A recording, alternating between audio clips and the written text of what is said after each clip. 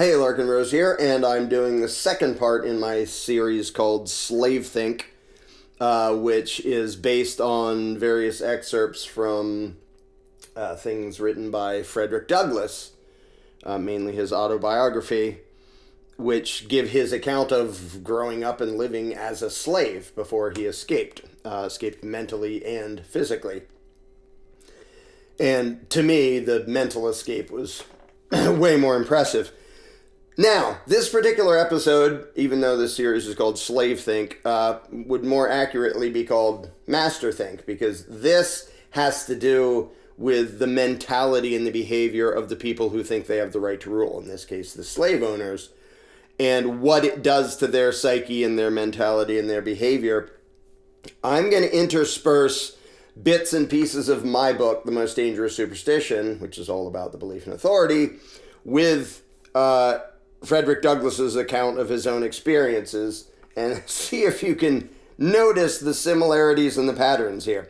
So, my book goes through the effects of the belief in authority, not just on the victims of it, but on the lawmakers and their enforcers, the people who imagine themselves to be agents of authority. So, I'm starting with a quote from my book. This isn't Frederick Douglass. This is me. Talking about the effects on those who are lawmakers, the politicians, the people who think they have the right to rule. Once someone believes himself to have the right to control others, there's little likelihood that he will choose not to use that power. And whatever noble intentions he may have had to begin with, what he will actually end up doing is using violence and the threat of violence to impose his will upon others.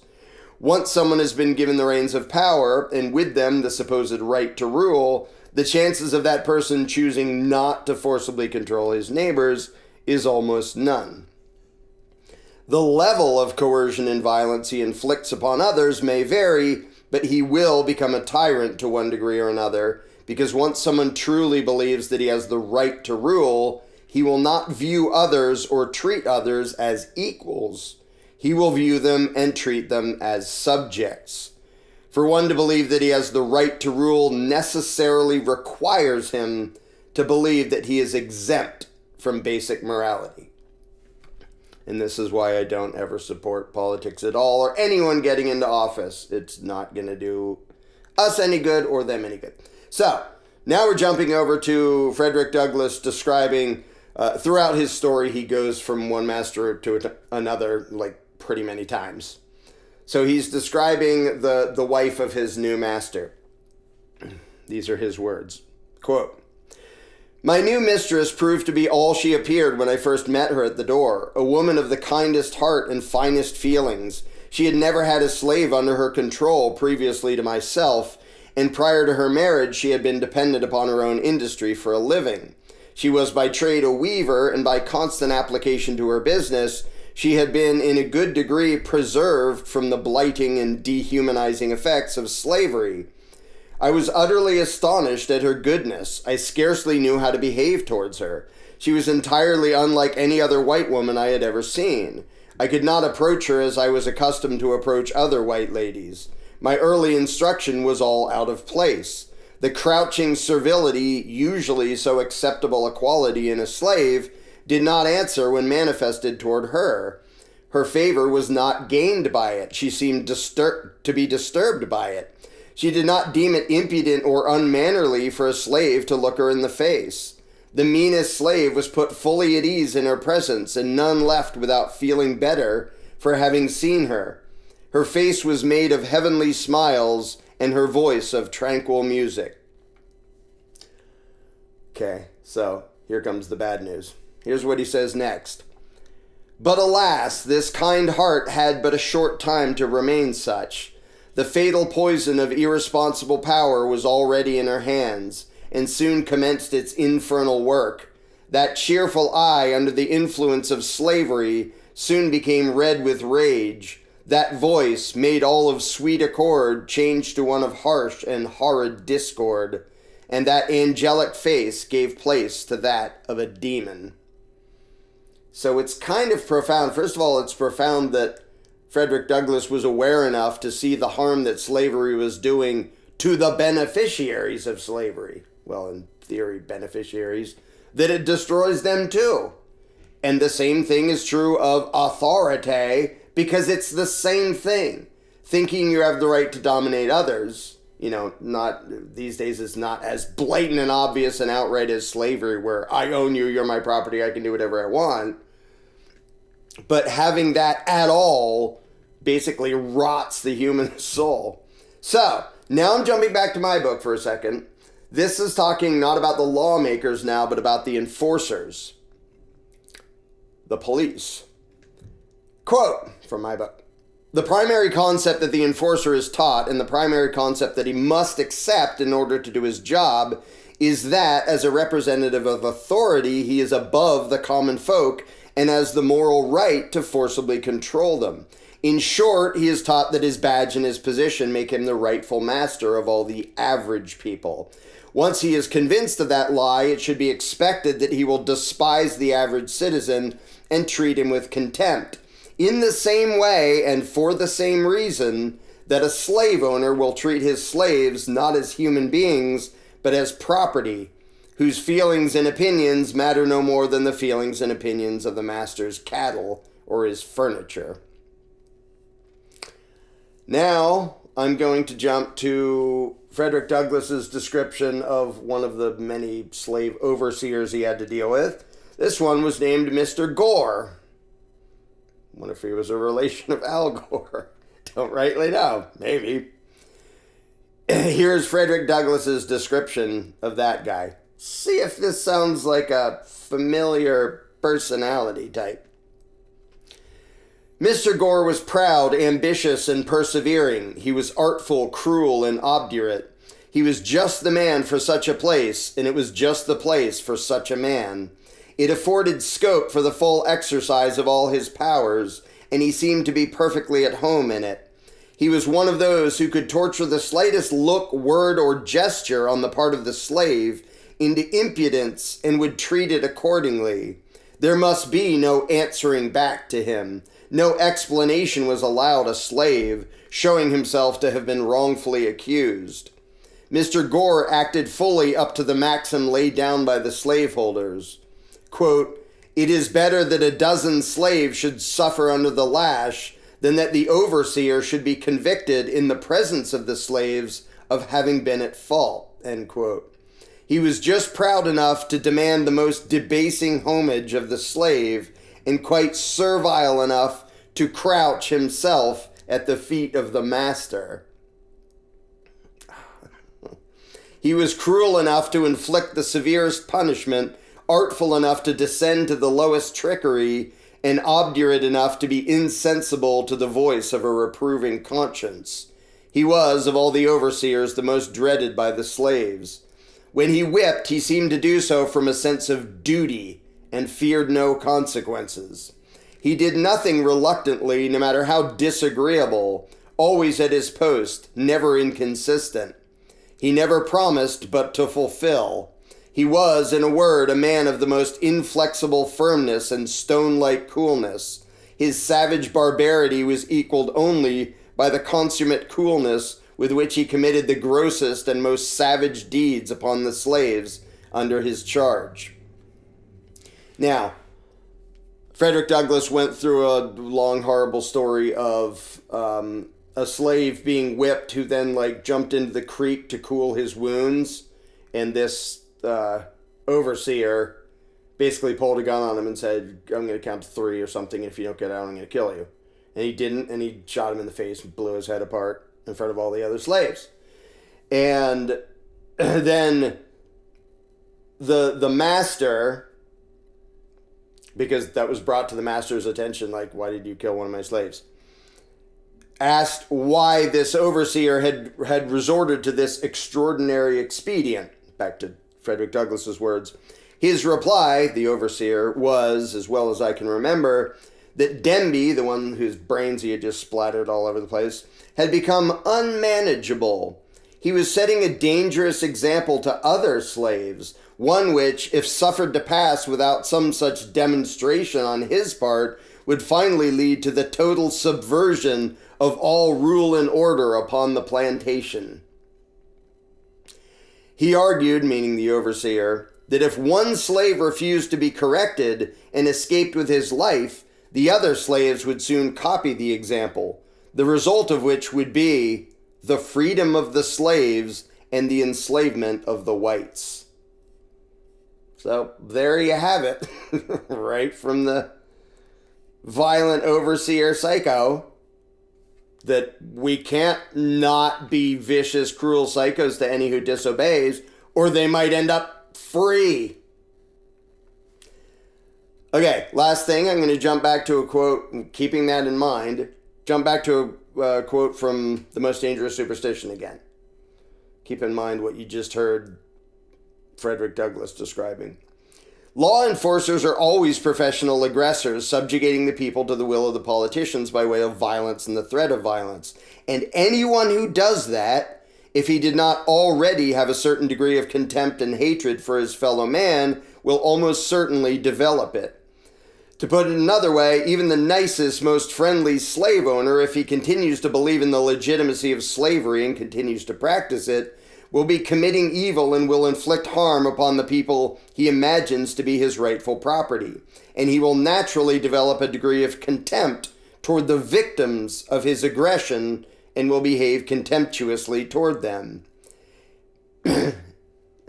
Here's the last part I'm going to read.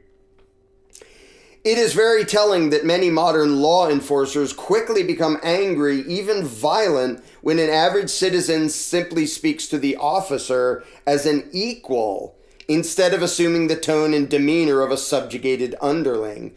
Again, this reaction is precisely the same and has the same cause as the reaction a slave master would have to an uppity slave speaking to him as an equal. There are plenty of examples depicted in numerous police abuse videos on the internet of supposed representatives of authority going into a rage and resorting to open violence simply because someone they approached spoke to them as one adult would speak to another, instead of speaking as a subject would speak to a master. The state mercenaries refer to this lack of groveling as someone having an attitude. In their eyes, someone treating them as mere mortals, as if they are on the same level as everyone else, amounts to showing disrespect for their alleged authority. Similarly, anyone who does not consent to be detained, questioned, or searched by officers of the law is automatically perceived by the state mercenaries as some sort of troublemaker who has something to hide. Again, the real reason such lack of cooperation annoys authoritarian enforcers is because it amounts to people treating them as mere humans instead of treating them as superior beings, which is what they imagine themselves to be. These psychological phenomena are universal. Anybody given power over somebody else is going to turn into a sadistic bastard, and it's gonna rot their soul.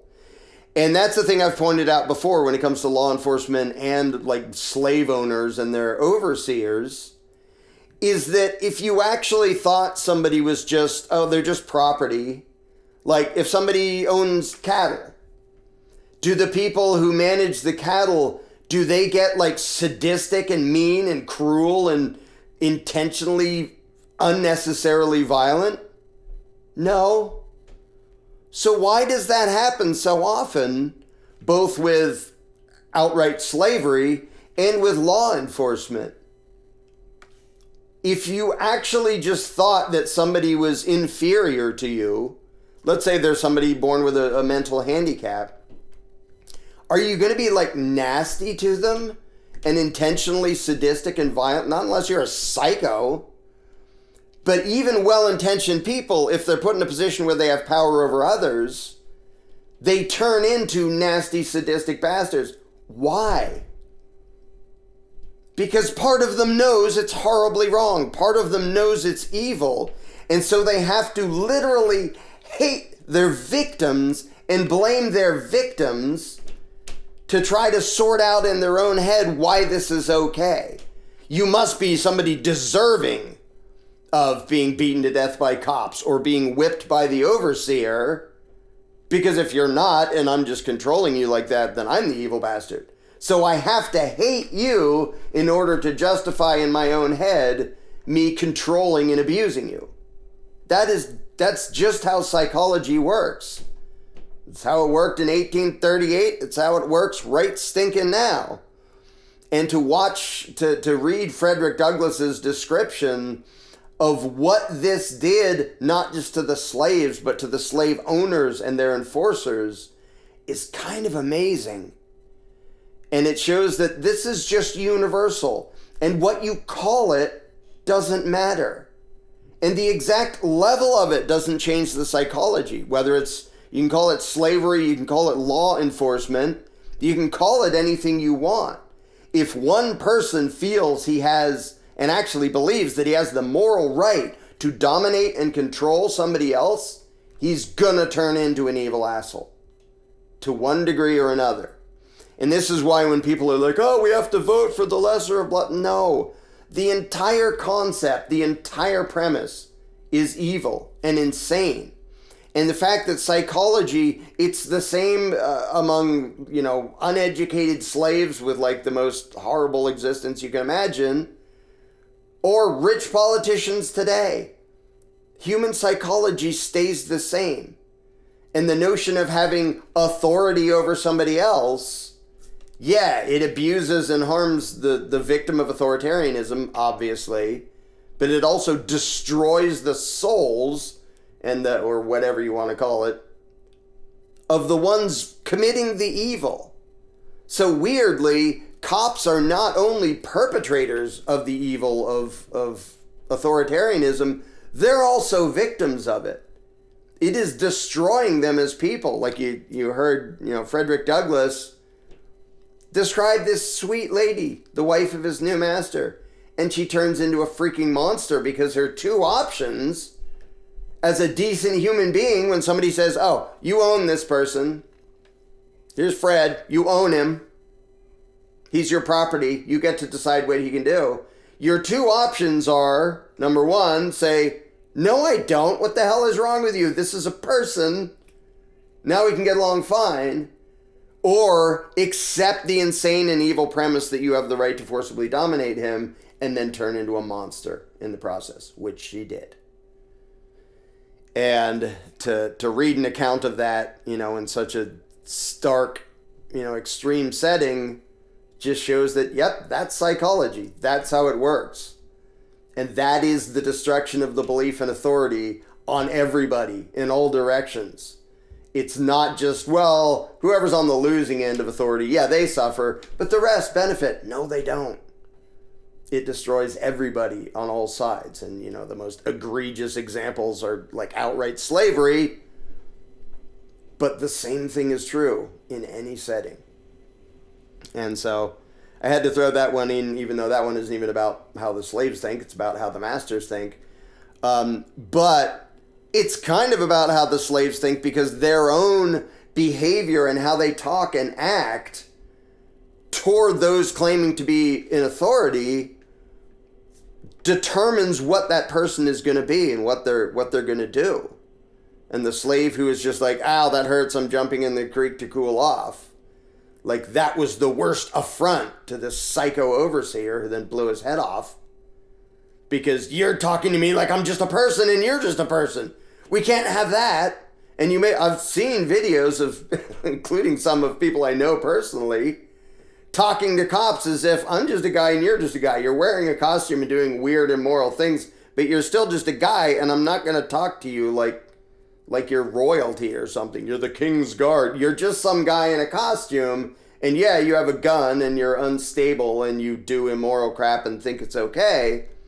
But just the act of talking to someone as an equal, if they don't view you as an equal, if they view you as a subject or a slave, that sets them off. Because somewhere down inside, they know you're right. They know they're not special. They don't have extra rights.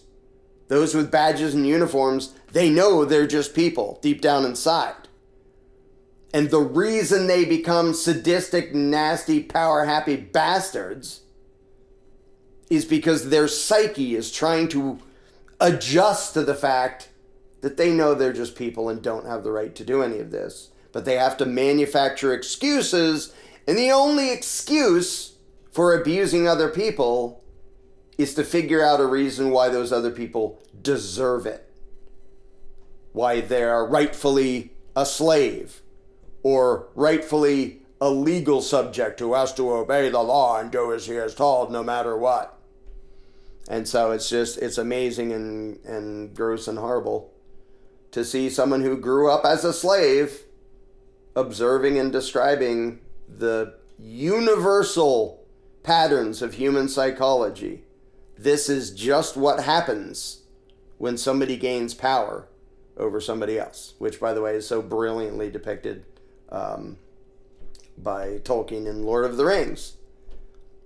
And, Gandalf the brilliant wizard is smart enough to know, if you give me that power, I will turn into a monster too. Like, that's a pretty cool level of awareness. And so, I guess that's enough for this particular rant about slave think, or in this case, master think. But there's so much that's just universal and doesn't change about human wiring and human psychology that can be learned. Again, I highly suggest people read lots of what Frederick Douglass wrote. I'm just doing a few excerpts here that I think are most relevant. And again, a lot of his stories are horrible and gruesome, and they're true stories and stuff that happened. So it's not always an easy read or a fun read. But if you really want to understand how humanity and human psychology works, and why the belief in authority, whether you're a slave driver or a politician or a cop, is so horribly destructive and anti-human. Like, that's the way to learn it. Well, what happens when we apply these ideas to humanity in the real world? Do they serve us? Are they nice and considerate and we all work together? No, it turns people into sadistic monsters. So, anyway, that's enough for this rant. And there will be at least 2 more. Oh, okay. Again, the link below will show you how to sign up if you want to watch be involved in the watch party for the Jones Plantation, the global online release on August 5th. Because, and there's so many things about the movie that I'm tempted to just describe the scene, but that would be stupid. I'll let you see the movie. But it totally touches on things like somebody having power over others and what that tends to do to both sides. And like there's tidbits of all of this worked into the movie. But you can see that for yourself when you get around to seeing it. But yeah, the link for that is below. And there will be, I think, at least 2 more in this series. So, yeehaw, a most gruesome, horrible lesson in why the notion of authority in any context is horrendously destructive of humanity, regardless of how nice somebody was to begin with.